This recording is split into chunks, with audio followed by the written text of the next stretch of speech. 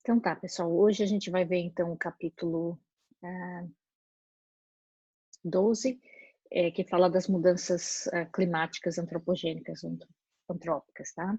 Então a gente vai ver essa parte aqui hoje, e essa parte aqui tem os slides, é só os resultados novos, que é é, é, a, a, como se diz, os mais updates, esqueci como é que em português, dos resultados que eu apresentei aqui nesse capítulo, que é do último relatório de avaliação, né, que é o 5, e agora nós estamos já... Ui, nós já estamos fazendo o 6, tá? Bom, hoje também tem os relatórios especiais. Hoje a gente vai apresentar o MCTI, tem um webinar que vai apresentar a tradução do sumário executivo, do relatório especial de oceanos e criosfera, e a semana que vem a gente vai fazer também, apresentar os resultados, a tradução dos resultados do relatório especial de mudanças climáticas na Terra, tá? Se vocês quiserem, depois eu posso dar o, o link lá, que vai ser ao vivo pelo YouTube. Bom,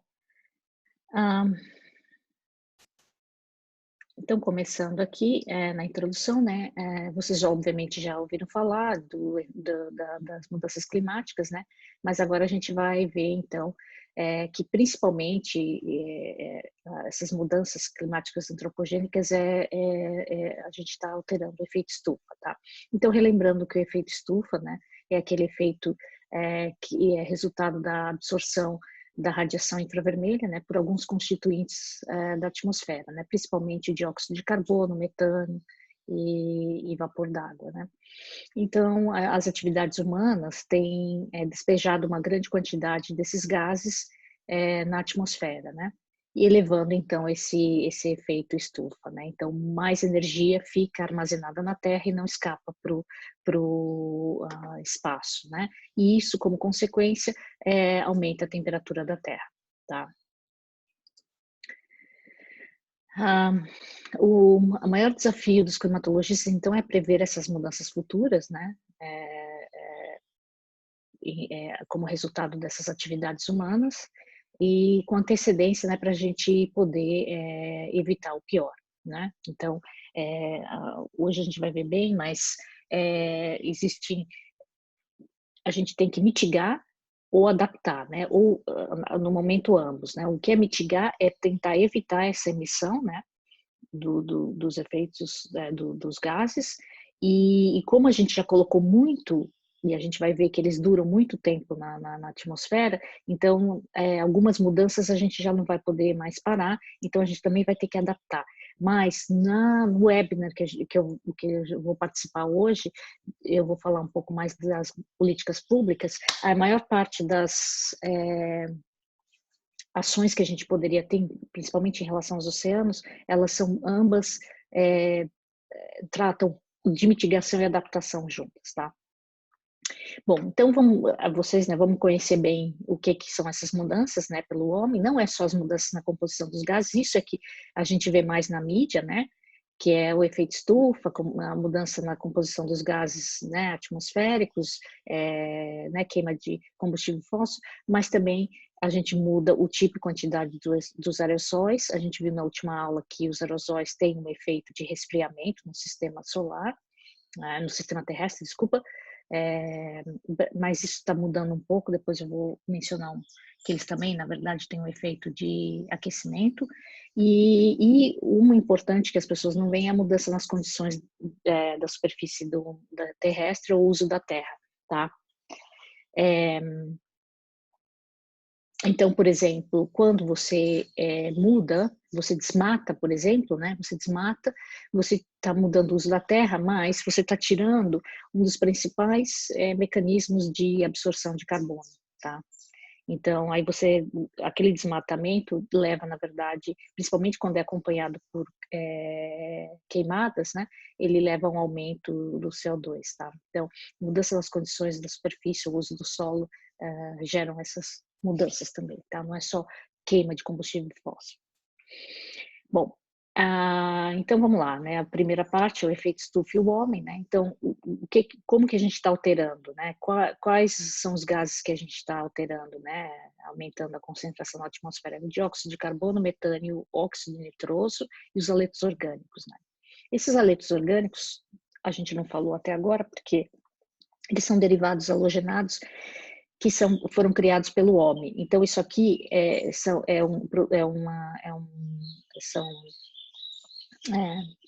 químicos que não tem naturalmente, tá? Então, não tem nem como discutir se isso é natural ou provocado pelo homem, porque isso aqui foi criado, eles foram criados, esses haletos, pelo homem, tá? Então, o tempo de vida desses gases é longo, né? No caso do CO2 é quase 200 anos, o metano é menos tempo e o óxido nitroso também, mas o dióxido de carbono fica quase 2 séculos, tá, na atmosfera. Então, por isso que eu falei para vocês inicialmente que mesmo que a gente reduzisse a zero agora a emissão de carbono, o que já foi colocado na atmosfera teria ainda duraria 2 séculos, tá? Então a gente tem que ver todo esse efeito, que é uma inércia que já está no sistema que a gente não vai poder mudar, tá? E, desculpa, ups, tá? Né? Então, se a gente ver essa tabela está desatualizada, é do livro, né, da primeira edição do livro, mas só para dar uma ideia, isso aqui é o que a gente viu no capítulo de mudanças naturais, que nunca passou de 280, o CO2, partes por mil, tá? Né? E no Holoceno, na verdade, eu vou mostrar um gráfico no momento. Sabe quanto que está agora? Nós batemos em maio desse ano 415 partes por milhão, tá? Então veja que a gente está com um valor que não, bem acima do que da variabilidade natural do Holoceno, tá? Então, se vocês olharem aqui, eu prefiro olhar dessa tabela. Aqui é o passado, 600 mil anos atrás, e aqui é o dia de hoje, né? Então, a gente vê que indo nessa direção, no tempo, está indo nessa direção. Aqui, então, vocês veem a concentração de CO2, né, do dióxido de carbono, que eu falei, ó, nunca passou de 280, tá, ó. Agora já tem gráficos mais atualizados, e agora os testemunhos de gelo, principalmente, ó, tá, a escor aqui, estão indo um pouco mais para trás, chegando a 1 milhão, e constata que não teve tanto. E olha só onde é que nós estamos agora, né, em 415. Tá? E o metano, então, se vocês olharem, ele tem uma concentração melhor, que isso aqui é partes por milhão, né? E ele tem uma concentração menor na atmosfera, mas de qualquer forma nunca tinha passado de 700 ou 750, e agora a gente já está com mais de, quase chegando a 1000, tá bom?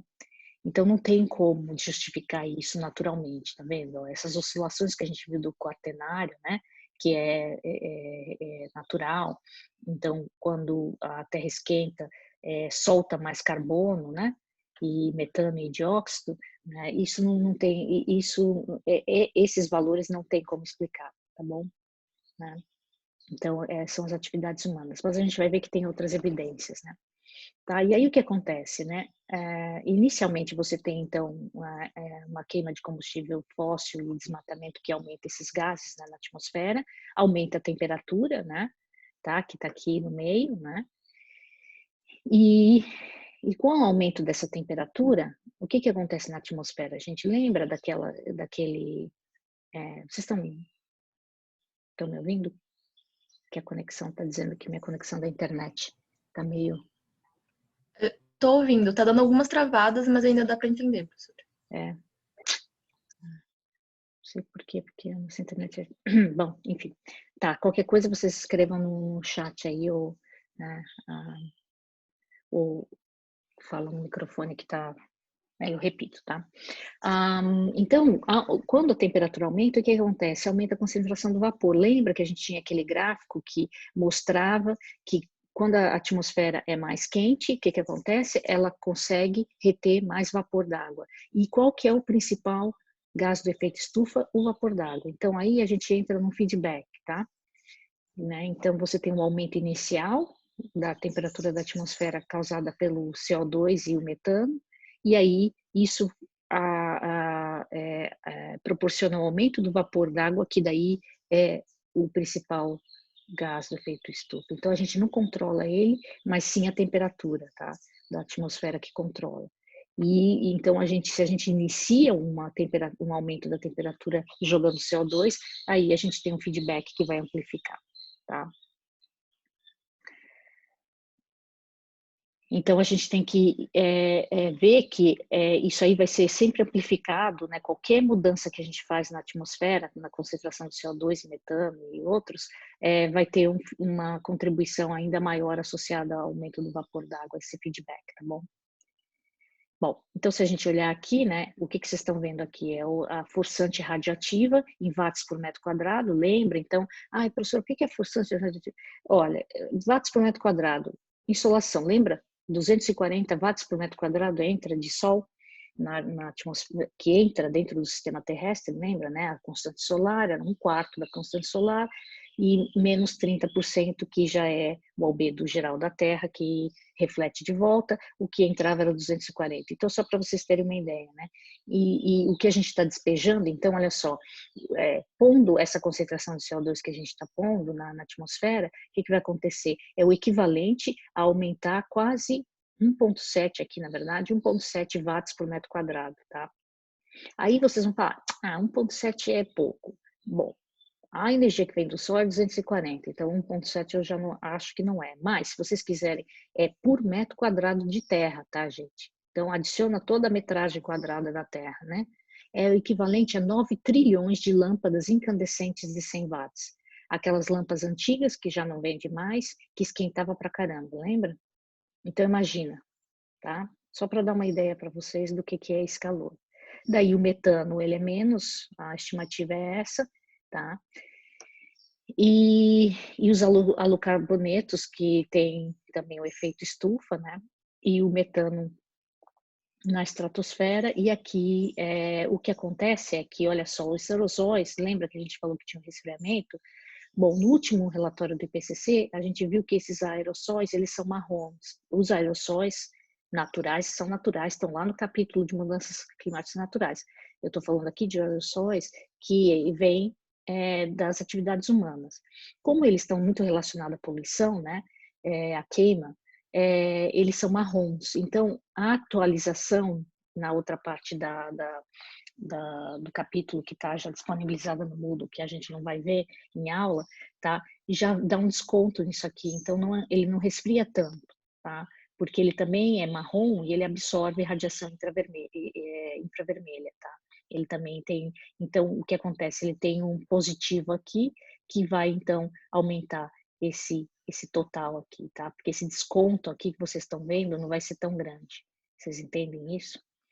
Tá? Então, a gente já descobriu, então veja, à medida que eu estou dando essa aula, desde que eu entrei na UFSC, a ciência já avançou e essas coisas estão mudando, tá?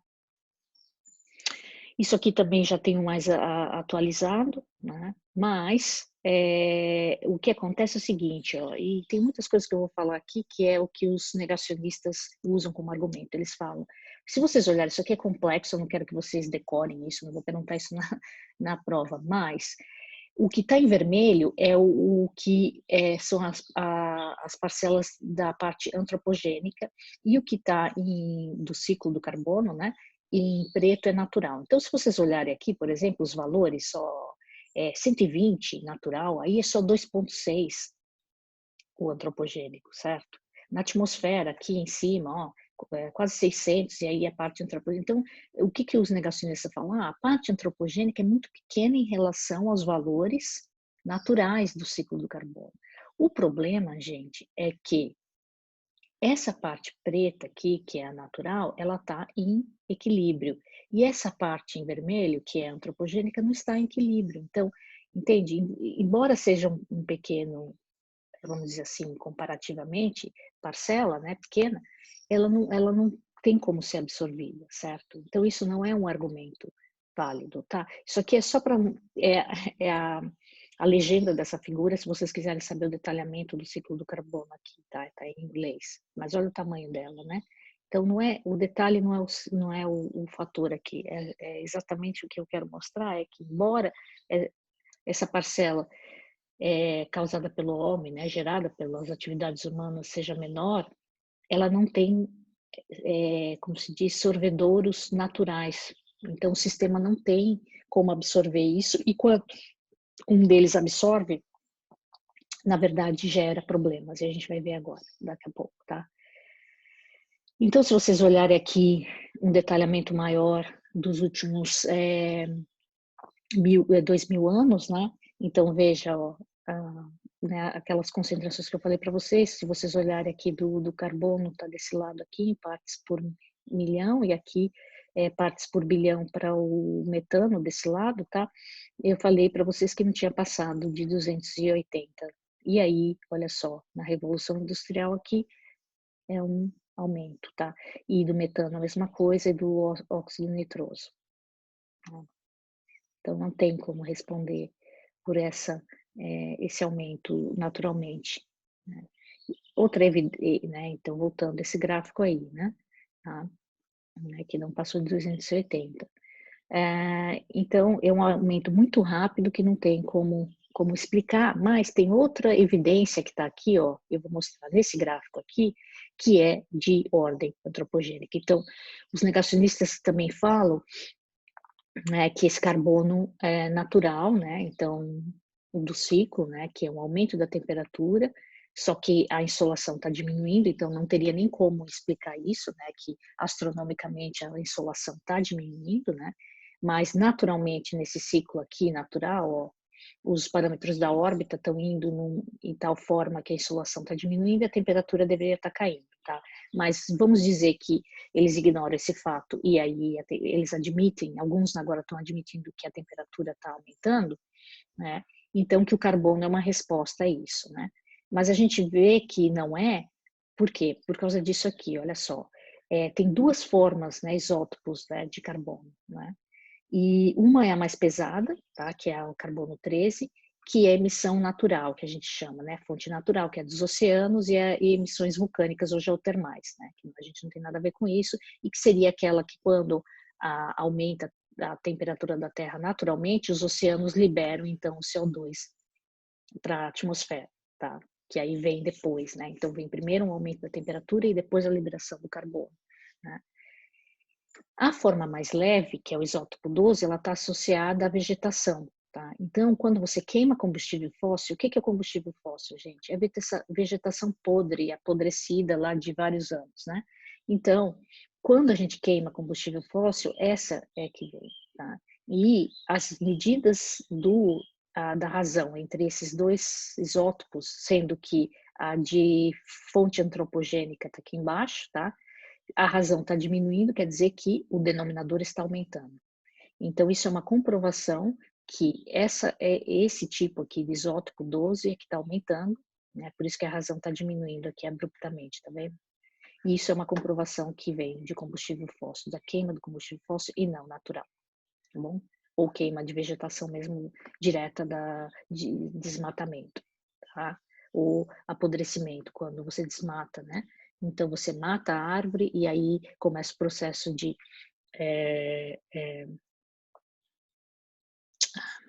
hoje as palavras estão me sumindo, eu vou ter que dar esse webinário aí, vai ser uma beleza. Bom, enfim, tá? Então, vocês entenderam o que eu quis dizer, né? Então, isso é mais uma evidência que não é natural, né? E a gente tem que lembrar, então, que a gente está liberando 4 gigatoneladas de carbono por ano, né? Tá? Mais desculpa, a gente está liberando, na verdade, aqui, né? Mais de quase 8 gigatoneladas e 4 ela é retirada naturalmente. Então, quer dizer, é aquilo que eu falo, a gente tem processos naturais, né? Mas eles não estão dando conta dessa taxa que a gente está colocando, né? E as formas naturais, então, seria a fotossíntese, né? Tanto dentro dos oceanos, por organismos fitoplantônicos, quanto a florestas terrestres, tá? E todo esse sequestro, então, do oceano, né, que então o oceano absorve um monte desse carbono, está tendo consequências também terríveis para os oceanos. O que que acontece? Quando você absorve, né, aqui ó, é o fluxo, né, então a maior parte dos oceanos está absorvendo CO2, tá, e algumas partes, como aqui a região do Pacífico, né, e aqui no Índico, estão emitindo CO2. Nem é todos os oceanos, mas a grande maioria está, ó, que está em verde, né, aqui, ó, e azuis, eles estão absorvendo. E o que que acontece com a absorção? Quando você entra o oceano absorve uma molécula de CO2, né, e interage com as moléculas de água, forma esse ácido aqui carbônico, né? E esse ácido carbônico, então, ele libera íons, né? Ele tem uma positividade aqui, que, de H, né? Que acidifica os oceanos, tá? Então, o problema é que essa absorção do gás carbônico pelos oceanos, o pessoal da oceanografia já sabe disso, já ouviu falar, tem acidificado os oceanos, e aqui a acidificação é diminuição no pH. Então, veja aqui que a maior parte, então, do oceano tá com valores negativos, tá? E isso tem uma consequência muito destruidora para a biota, né, para o ecossistema marinho, porque a maior parte dos organismos marinhos tem esqueletos, ou exoesqueletos, ou esqueletos carbonáticos, né, calcários, e quando você tem essa acidificação, você, na verdade, corrói, em outras palavras, esse exoesqueleto calcário, tá? E isso é um problema, porque o que acontece é que muitos dos organismos na fase juvenil já morrem, e os que conseguem sobreviver não atingem tamanho adequado, né? Porque eles gastam muita energia para tentar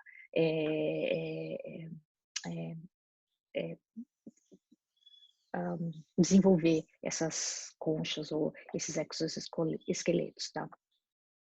Então, por exemplo, dar um exemplo aqui, o que aconteceria com as ostras, né, que que eles chamam double whammy, né, que é um aquecimento, que já é ruim para elas, porque aí as ostras, por exemplo, têm que usar muito da energia para tentar se resfriar, e com acidificação também para tentar gerar essa carapaça, tá?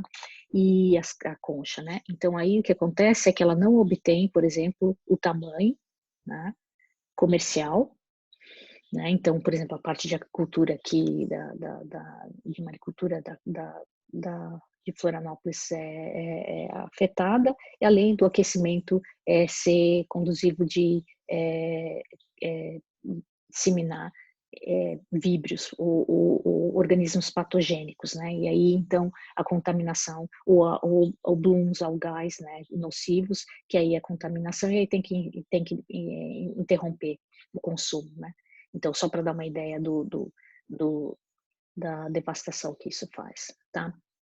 E lá nos Estados Unidos já várias regiões que produzem ostra já sofreram esses problemas, tanto na costa oeste quanto no Golfo do México, tá?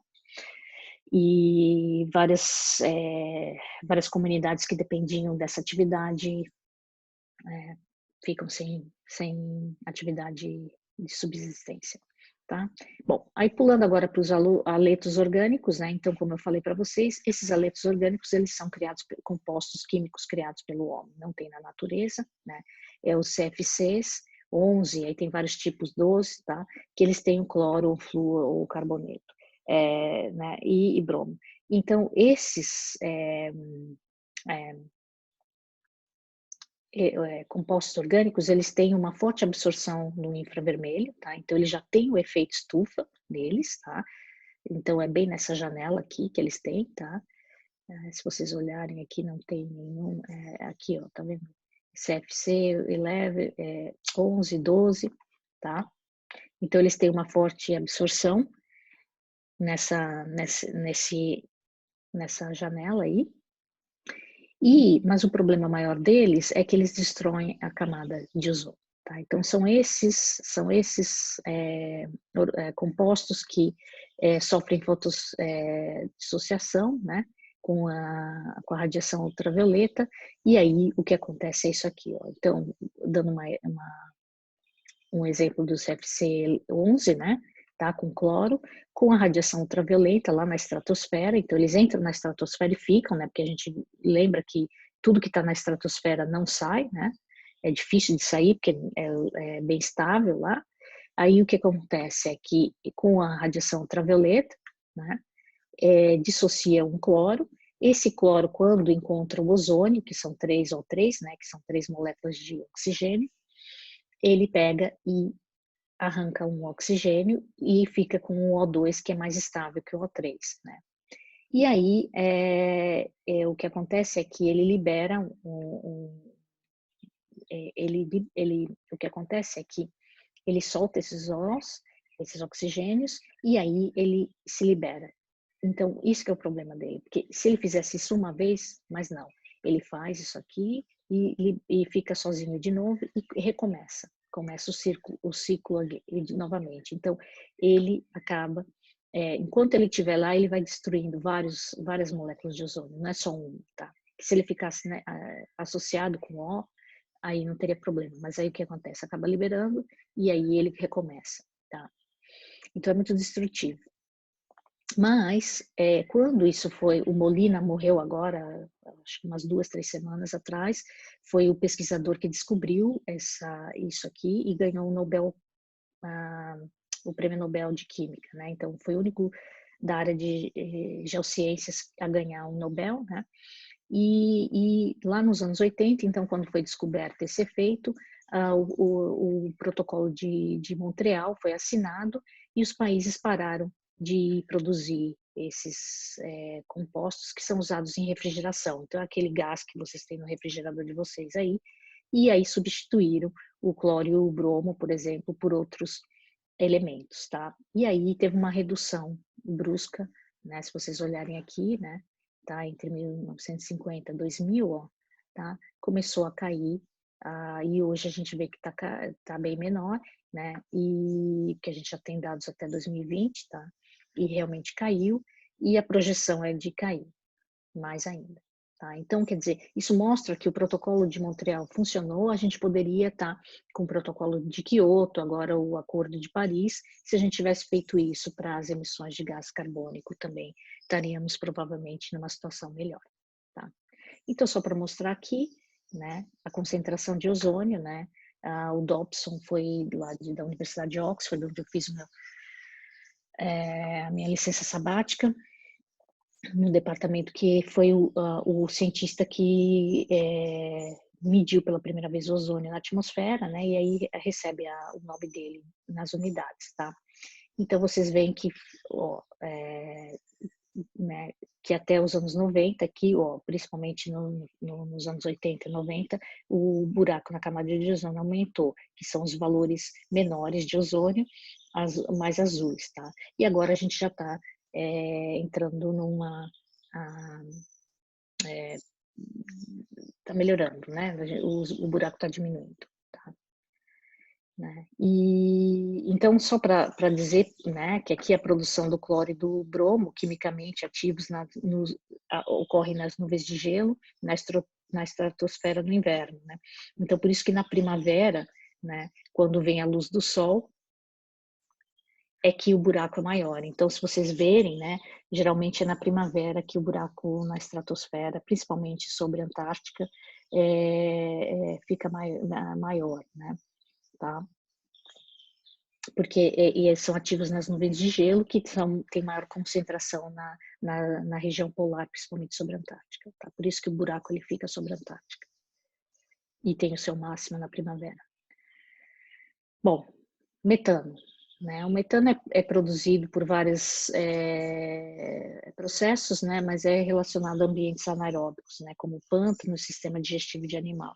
Né? Então, obviamente, o pântano é natural, e o sistema digestivo do animal exceto quando é gado, né? Que aí é para consumo humano. Né? Então, hoje em dia, a gente tem mais animais, biomassa, né? Para o nosso consumo do que natural no sistema. Né? Isso é coisa terrível, na verdade. Né? E na prospecção de gás também natural e carvão, você tem né, a emissão de metano. O principal processo de remoção natural é a oxidação, né, pelo hidróxido na atmosfera, tá? Mas ela não consegue tirar esse processo né, pela taxa que a gente está pondo no metano, né? Tá? E aí, isso gera também, obviamente, nessa oxidação, um produto é o vapor, que aí ele aumenta o gás do efeito estufa, tá bom? E essa concentração, então, do metano mais do que dobrou desde a era industrial, né? E aqui tem algumas das fontes, né? As fontes naturais, como eu falei, né? Que são os pântanos, etc., né? O oceano, então, mas a parte antropogênica está aqui, tá? Culturas de arroz, né? Porque vocês sabem que ela é alagada, né? Então, tudo que é alagado e apodrece, né? Então, é uma fonte grande de metano, né? A parte de gás natural e carvão, como eu falei, né? Na indústria petrolífera, fermentação entérica de animais, né? Então, a gente tem muito, né? Produção, e é significativo, porque a gente tem muito animal, né? Tá? Né? E aí a gente tem esgoto, né, doméstico e dejetos de animais, né, e lixo e queima de biomassa, tá, que é queimadas, tá bom? E aqui são os processos naturais de absorção, mas eles não conseguem absorver tudo que esses processos eles estavam em equilíbrio com a parte natural, mas agora a gente está gerando tudo esse excesso aqui que não consegue ser absorvido, tá bom? E aí a gente tem o óxido nitroso, né? O óxido nitroso, então, ele é produzido por fontes também biológicas, nos solos e água, né? E tem uma longevidade na atmosfera de 150 anos. Então, o carbono, o dióxido, 200 anos, e o óxido nitroso, 150 anos, tá? O metano é menos, né? E os aerossóis bem menos, como a gente vai ver daqui a pouco. O principal, então, sumidouro, né, que então retira esse óxido naturalmente da estratosfera é fotólise, né, que ele vai para a estratosfera também. E aí a gente vê que no passado nunca passou desse 285 né, partes por milhão aqui, né, mas teve um aumento e está em 310 em 1990 e agora muito mais, tá? E a principal fonte, né, fertilizantes, veja que o Brasil está aí novamente, né, queima de biomassa, queimadas, né, e outras atividades industriais que a gente quase não tem indústria mais no Brasil, então essa a gente não precisa se preocupar, tá? O ozônio, né, então ele tá diminuindo na estratosfera, que é onde ele fica e que ele é bom, por quê? Porque o ozônio, ele filtra a radiação ultravioleta, que é nociva à vida, né, lá na estratosfera. Só que, então, os CFCs estão eliminando, né, ele, mas ele está aumentando na troposfera aqui, na baixa troposfera, e ele é nocivo, o ozônio, na verdade, ele é nocivo a gente, tá? E aqui ele é como poluição, então ele tem um pico de absorção, olha, na janela do vapor, então o que acontece? O ozônio na estratosfera, ele absorve, filtra a violeta, né? Então ele tem um efeito de resfriamento, porque ele deixa menos, como ele absorve ultravioleta, menos energia do espectro visível ou solar chega na superfície da Terra. Então, ele tem um efeito lá na estratosfera, ele tem um bom efeito de resfriamento e, né, na troposfera, ele não é bom porque ele não consegue eliminar a radiação ultravioleta e, além disso, ele aumenta o efeito estufa porque ele tem um pico de absorção bem na janela do vapor no infravermelho, tá? Então, ele aumenta o efeito estufa, né? Tá? E aumenta a quantidade de energia solar que chega na troposfera, tá? Então, o efeito dele é de aquecimento, tá bom? Agora, então, a gente falou da variação, né, que a gente faz, as atividades humanas, como elas alteram a composição química da atmosfera, né, dos gases, e agora a gente também altera a composição química em termos de aerossóis, que são as partículas, daí, não gases, né. Então, a gente coloca grandes quantidades de partículas, né, principalmente de poluição, na queima de combustível fóssil, queima de matéria orgânica, biomassa, né, tá? E os aerosóis, então, eles são, a gente viu no capítulo anterior, que eles servem de núcleo de condensação de nuvem, então quanto mais núcleo de condensação de nuvem, mais nuvem a gente tem, então eles têm o efeito de resfriamento, tá? Só que o problema é que agora a gente está descobrindo que eles também absorvem, principalmente esses aerossóis de atividades humanas, né? Eles são marrons e absorvem radiação terrestre, então eles têm um aquecimento, então não é só isso. E o principal aqui, que é o CO2, SO2, ele fica só 2 semanas na atmosfera. Então, ele não rebate o resfriamento. Olha, veja, o dióxido de carbono fica 200 anos, o dióxido de enxofre fica 2 semanas, tá? Então, esse efeito de resfriamento, ele não compensa todo o período do aquecimento pelo dióxido de carbono, tá? E aqui a gente pode ver, né, que é uma área de Bangladesh, aqui a Índia, tá? E é uma região super poluída, e dá para ver, então, essa poluição, e aonde tem essa poluição, você geralmente acaba gerando um pouco de nuvens, núcleo de condensação de nuvem, tá?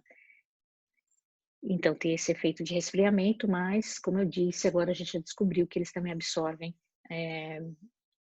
grandes partes do espectro do infravermelho, tá? As concentrações são maiores nas fontes, onde então tem mais queima de combustíveis fósseis, por exemplo, aqui na América do Norte, Europa e Ásia, tá? E ele fica mais localizado, né? E depois como ele sai depois de 2 semanas, né, da atmosfera, então ele não consegue não é como o dióxido de carbono, que obviamente mesmo sendo emitido mais nessa região, logo depois ele se homogeneiza em toda a atmosfera global, tá? Porque ele vai ficar 200 anos lá se homogeneizando. Nesse caso aqui, eles ficam mais concentrados e aí depois saem da atmosfera, na chuva, tá? Tá? Então, o efeito direto, né, da reflexão de radiação solar, que é como ele resfria a Terra, é de menos 4 watts por metro quadrado em algumas regiões perto da emissão, tá vendo? Mas é só localizado. Então, ele não rebate o efeito estufa, né, causado por essas atividades humanas, tá? Né? Ele só tira um pouquinho, mas não é suficiente, tá bom? Bom, então a gente viu mudanças na composição química da atmosfera, na composição dos aerossóis, que são partículas, e aí a outra forma que a gente muda, né, é a mudança na superfície da Terra, o uso do solo, né? Então, a gente desmata, né, tá? Expansão e contração de desertos, urbanização, né? Todos esses mudam o clima local, né? E eles afetam, então, o albedo, principalmente, mas também, né, que tem um efeito grande no balanço de energia, mas também, obviamente, indiretamente, eles acabam impactando a concentração dos gases, tá? Como eu disse, as florestas são grandes absorvedores de CO2. Quando você desmata, né, e em vez de absorver, você emite, na verdade, né? Tá bom? E algumas estimativas, então, sugerem que esse efeito médio, né, no balanço global é de apenas 0,1 watts por metro quadrado, né? Tá? Mas tem os efeitos indiretos que eu falei, que é, por exemplo, né, o desmatamento ele vai ser uma fonte de CO2 e também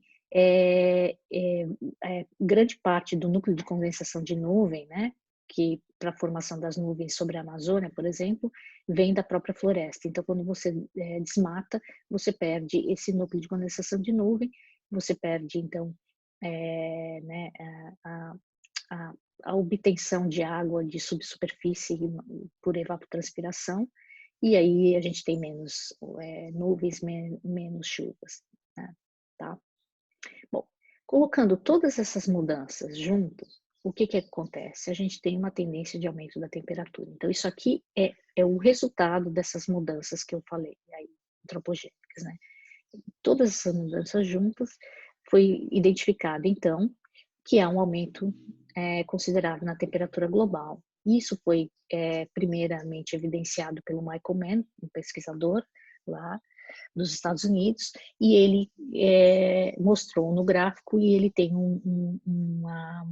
ficou conhecido como hockey stick gráfico, né? Que é do bastão de hóquei. Porque, olha só, é assim, tá vendo? Que é o bastão de hóquei, né? Que eles usam muito na América do Norte. E ele ele juntou, então, todos os dados, né, de paleodado climático e fez essa estimativa aqui até o ano de 1000 para trás, né? E aí a gente vê que tem um aumento da temperatura muito acelerado que não pode ser explicado pelas mudanças naturais, tá? E ele depois para o Senado americano e tal, e batalha bastante por essa parte, né, de mudanças climáticas. Ele é bem conhecido. E aqui são, então, outras estimativas, né, tá, de dados. Né, então, isso aqui usando realmente dados, não paleodados, aqui entra a parte de paleo também, né? E aí vocês veem que o cinza é a variação, né? Que o erro é maior, né? O erro envolvido nessa estimativa aqui, né? E à medida que a gente chega aqui, ó, o erro diminui, porque obviamente a gente está na era satelital aqui, que a gente tem as medidas bem mais acuradas, tá?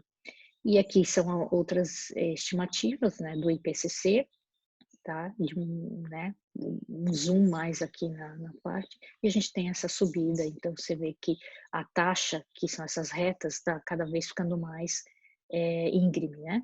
Que significa que a taxa está aumentando, né? A taxa com que o aumento da temperatura no tempo está aumentando.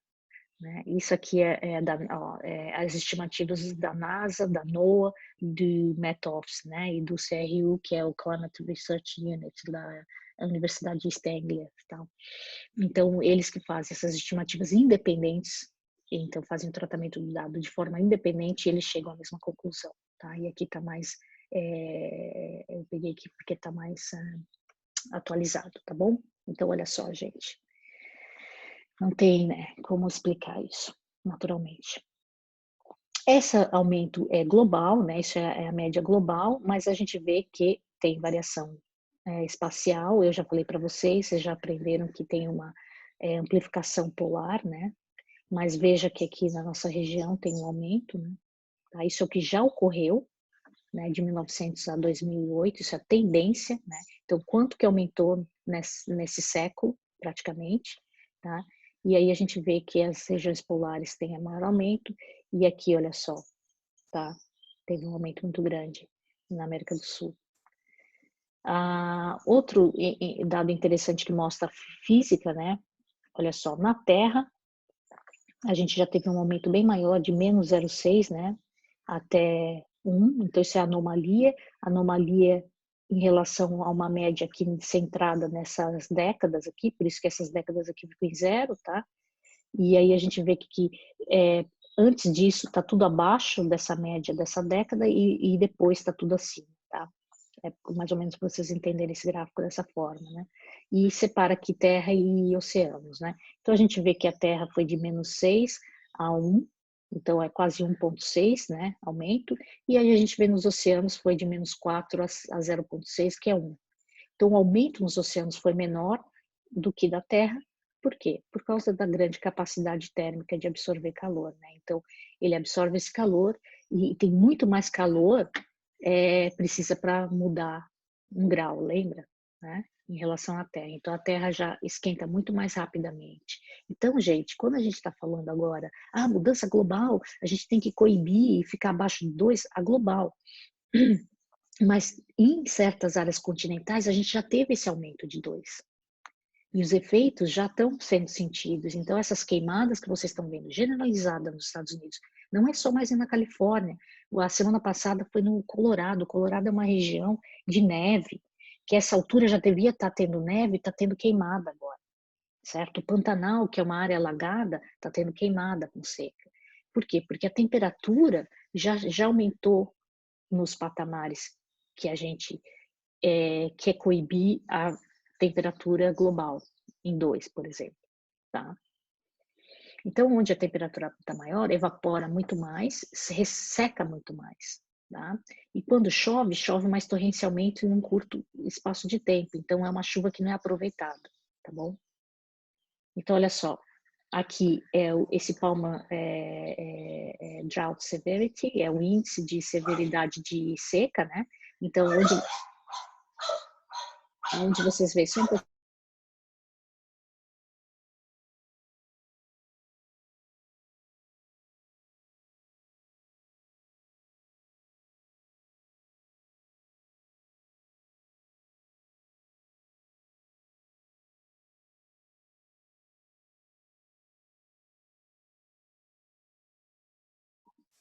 Então tá, onde vocês veem valores então negativos em amarelo aqui, em vermelho, é onde as secas vão aumentar, né? E onde você vê em azul é que na verdade as enchentes vão aumentar. Então são os extremos, tá? Não é, ai que bom, vai aumentar a chuva aqui. Não é só aumentar a chuva, vão aumentar os eventos extremos de precipitação extrema e vão aumentar os eventos de seca, né? Tá?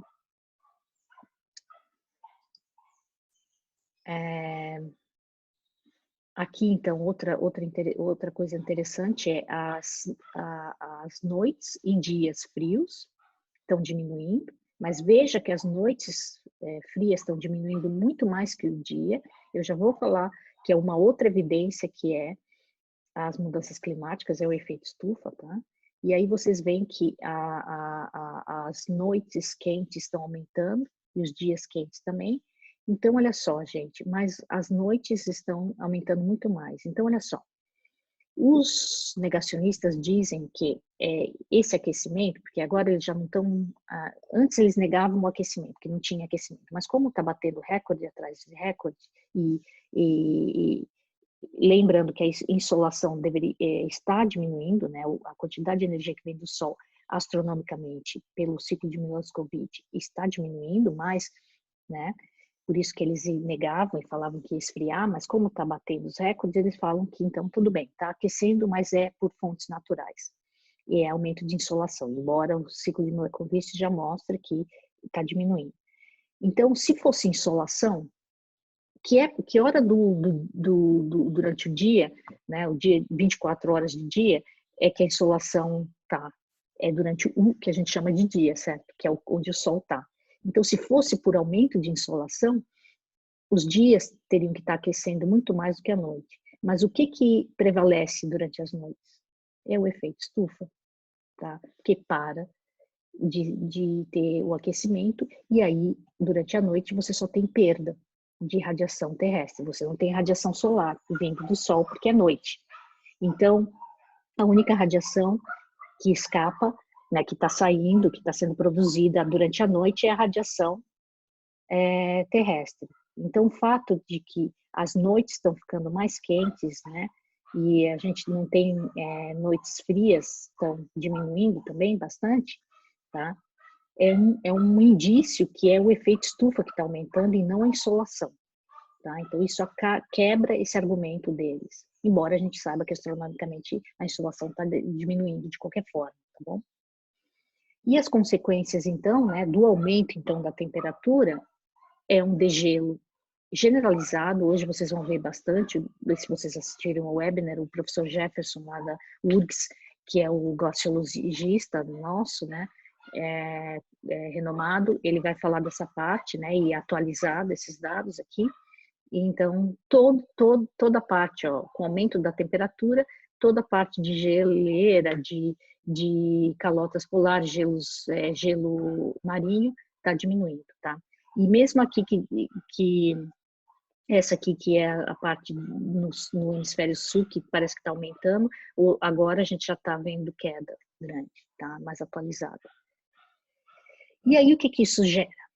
Mudanças no nível do mar, né? Então, a gente tem expansão térmica. Quando a água fica mais quente, ela expande. Ela não expande para os lados porque tem os continentes, não expande no fundo porque tem o fundo oceânico. Então, ela expande para onde? Para cima. E aumenta o nível do mar. Isso aqui é considerável, olha, 4 centímetros, tá? É o mesmo, quase que valor, do derretimento das calotas polares, certo? E aí tem o derretimento da Groenlândia e da Antártica, que, adicionando isso aqui, a gente tem um aumento, né, que a taxa está entre 1 a 2 milímetros por ano, e agora nesse relatório novo está de 3,3 milímetros, tá? Então está acelerando, inclusive. Então, se vocês olharem aqui, essa é a parte instrumental, né? Tinha poucos dados, então, nesse aumento do nível do mar em milímetros aqui, tá, gente? E tinha pouco dados, então você vê que essa cor de rosinha é o erro, então o erro era maior, e à medida que a gente vai progredindo e tem mais dados, né, tá, na parte instrumental, ó, o erro vai diminuindo, e aqui em verde é a parte satélite, tá? Altimetria de satélite, certo? Tá? E com mais dados de marégrafos, etc. Né? E isso são as projeções, dependendo do nível de emissão que a gente vai fazer no futuro, tá bom? A gente pode diminuir isso ou chegar. E isso aqui é terrível, gente. Isso aqui, e hoje essas estimativas já estão diferentes também, e isso tem várias consequências, tá? Então, aqui ó, é a parte satelital em zoom, né? Que é usando o Topex Poseidon e JSON, né? O Topex é da ESA e o JSON é, se eu não me engano, da NASA. E aí a gente vê aqui, ó, né, esse aumento aqui, ó, de menos 20, se a gente usar também uma média aqui dessa, entre 1900, aqui, acho que eles usam mais ou menos essa região aqui, mas a gente vê que tem de menos 20 milímetros para 40, então seria 60, né, ao todo, esse aumento, tá? E para finalizar, né, gente, então, o aquecimento recente, ele não pode ser explicado por variabilidade natural. Isso aqui é o resultado de modelos, tá? E como é que a gente entende esse gráfico, né? O preto, a linha preta é observação, tá? A cor de rosa e azul é pelo modelo, tá? Usando só forçante natural, o azul, e quando você inclui, então, as forçantes antropogênicas, que é o CO2, etc. Tá? E aí a gente vê que as observações, elas acompanham só a cor de rosa. Se você só usar as variações naturais nos modelos, olha, não teria esse aumento na temperatura, tá bom? Ó, isso aqui para a América do Sul, América do Norte, Europa, África, Ásia, Oceania, tá? E quando você vê global sobre a Terra e global dos oceanos. Não tem como explicar. Só quando você inclui a forçante antropogênica que você consegue explicar, tá? Só que lógico que os negacionistas negam a confiabilidade dos modelos. Mas se vocês olharem para trás, o primeiro relatório, que foi em 1990, já fazia previsão para 2020 e eram modelos bem arcaicos e mesmo assim acertaram, tá? Então, os cientistas agora estão pegando essas previsões e vendo como que é, e a gente, mesmo assim, tem acertado, tá? E só para vocês saberem, então, isso aqui já tem uma atualização, né? Um paper bem recente agora, mostrou, mas é mais ou menos isso, tá? Todo esse calor está indo para os oceanos, então pouco fica na atmosfera, por isso que a temperatura da atmosfera, que é essa temperatura global que a gente vê, não aumentou tanto quanto teria, tá? Se não tivesse essa absorção pelos oceanos, a temperatura global, atmosférica estaria muito maior e a gente já estaria num estado de extremos que não poderia, a gente nem poderia sobreviver, tá? Só que essa capacidade dos oceanos absorverem vai diminuir no futuro e o preço que o oceano está pagando por isso, tá? E o ecossistema marinhos por toda essa absorção, não só do calor, mas também do carbono e acidificação, e que leva a uma desoxigenação e etc. E vários que a gente até vai ver hoje nesse webinar. Tá bom, pessoal? Então, é isso. Tem um PDF com as figuras mais recentes do IPCC do R5 e o R6 está sendo feito agora. Acho que a estimativa é de lançamento em 2021, mas eu acho que vai ser atrasar para 2022, tá? E esse material já está todo no Moodle.